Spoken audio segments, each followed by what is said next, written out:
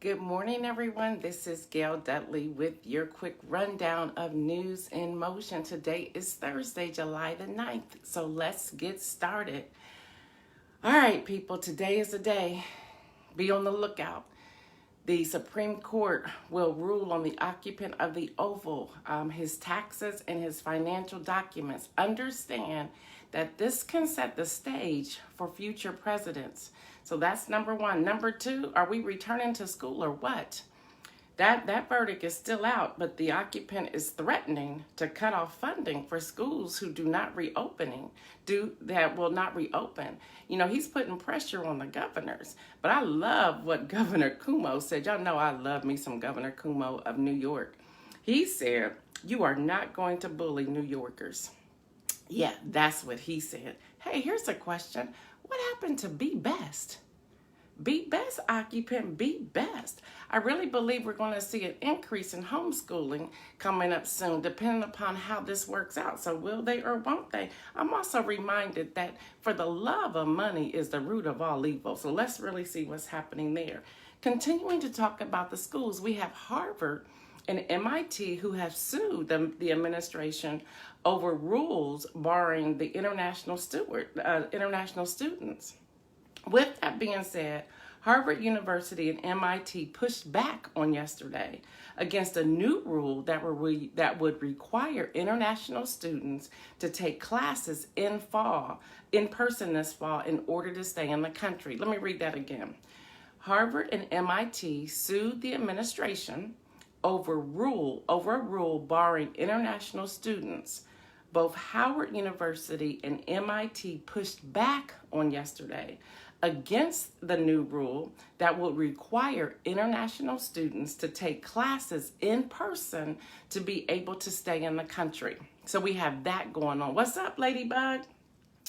The guidelines issued on Monday by Immigration and Customs Enforcement said students, get this y'all, students attending schools operating entirely online will not take a full online course load and remain in the United States.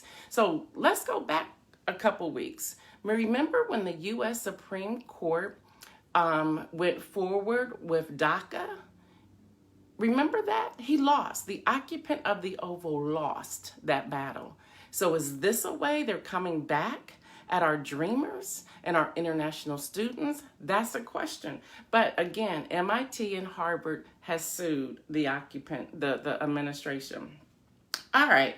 Can we say bully in chief? That's what's happening. After 21 years of service, and you all remember him, Vindman, he's the Army officer who was a witness during the impeachment inquiry, will retire. That's sad. After intimidation and retaliation from the White House. Yeah, he's been dealing with intimidation and retaliation from the White House. So Army Officer Vindman will retire after 21 years of service.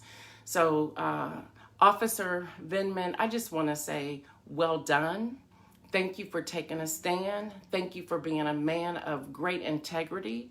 And from News in Motion, my name is Gail Dudley. We wish you well. And I'm sorry that you are finding yourself in this space where you have to retire because the man in the Oval Office has been bullying you. All right, this is from founder Trevor Potter. He is a Republican election lawyer, and he is also the founder of Campaign Legal Center. He is asking the question, what will happen with in-mail ballots when we head into our November 3rd election? Now, in this pandemic, what is it that's going to happen? So hear me when I tell you all, we have to pay attention. Get familiar with your Secretary of State website so that you can follow dates, you can follow the laws, you can follow the rules as to what's happening. This pandemic, right now, there are 35 states that are surging in numbers here in the U.S. So we don't know, and we're right here in the middle of July. So we don't know what's going to happen September, October, or November. So we have to be mindful of that. But he said in a article, he said the occupant, of course he named him, an AG Barr makes baseless and harmful claims about mail-in ballot fraud. Again, this is a Republican election lawyer. And he said these are baseless and harmful mail-in ballot fraud. He said their claims are baseless. They're baseless. So it's a trick, if you will, to get people to become very nervous about mail-in ballots. Again, get very familiar with your Secretary of State office. Be very familiar with them. Now, here's what's interesting. The daughter-in-law of the occupant, in her robocalls, called mail-in ballots safe and secure. So what is it? What is it? What are we dealing with? We have to pay attention. We have to find that news source or those news sources that will give you fair and balanced and truthful, more important, truthful information. All right, y'all, coronavirus. Again, the numbers continue to surge in 35 states. U.S. hit 60,000 daily cases, over 132,000 deaths. What's up, Anita? Now, get this, y'all. On July the 7th, there was 1,195 people who died in the U.S. Follow me for a moment. Hey, what's up, Bill Palmer? There was 1,195 deaths in the U.S. Get this. Listen to this. In Germany, on July the 7th, there were 10. In France, on July the 7th, there were 11. Yeah, Germany had 10. France had 11. The U.S. had 1,195 deaths. That's what's happening. My argument, the reason I'm doing this News in Motion, everything I'm giving you in the news, ties into, what's up, sister? Ties into reasons why we should vote. Reasons why. I'm going to go back over these real quick. Again, we have, and y'all take a lot of notes, by the way. I am studying this all day long. So when I come off of here, I start studying. Remember, look out for the U.S. Supreme Court. They're going to give a ruling today on the occupants' taxes and financial documents. Return to school. You're going to see an increase. You're going to see an increase in homeschooling. He's threatening to cut off funding. Cut off funding, which he can't do. He can cut off funding, but he can't pressure the governors. But that's what he's doing. And then Harvard and MIT, they're suing because, remember, we had DACA. DACA won, the Dreamers won in the U.S. Supreme Court. Now he's threatening, if they are not in school, in colleges, universities, if they are not in schools, he's going to make them leave the country. So he's finding another way to deal with his loss with DACA. What's up, John Gore? So be watching that ruling as well. And then we have a 21-year Army officer, Vindman, who is retiring. And he says because of intimidation and retaliation from the occupant of the Oval. Y'all, we got to vote. We can't live like this. And then we have a Republican election lawyer who wrote an article that said the occupant, he names him, and AG Barr makes baseless and harmful claims about mail-in ballot fraud. Y'all, watch your Secretary of State's websites. Watch it. Watch for date change. Y'all, this is the time we have to stay the course. We have to stay the course. And then the virus is surging in 35 countries. 60,000 daily cases, over 132,000 deaths. Again, on July the 7th, there was 1,195 deaths in the U.S. In Germany, there were 10. In France, there were 11. 26 Mississippi lawmakers have tested positive for COVID-19. 26 Mississippi lawmakers have tested positive for COVID-19. The health director in Tulsa, listen, y'all, I'm just giving y'all a rundown. The health director in Tulsa says that they are experiencing a surge. And guess who's the likely source? The rally. Yeah, the rally that the occupant was like, we're going to do this. He was going to do it on Juneteenth, which was June the 19th, but he moved it to June the 20th. Now, because of the rally, that was less than half to capacity. Tulsa is now seeing a surge, and that's from the director of health. Y'all, we have a problem. You know, Arizona has exceeded New York at their highest peak for coronavirus. They are now begging for medical personnel to come help them. They say they are now very low on PPE. They need some help, y'all. Just imagine if we had a leader that shut down everything back in March. We wouldn't be here now. We would be where Germany and France are with 10 and 11 deaths instead of 1,195 deaths per day. That's where we are. That's what we need to do, y'all. We need to vote.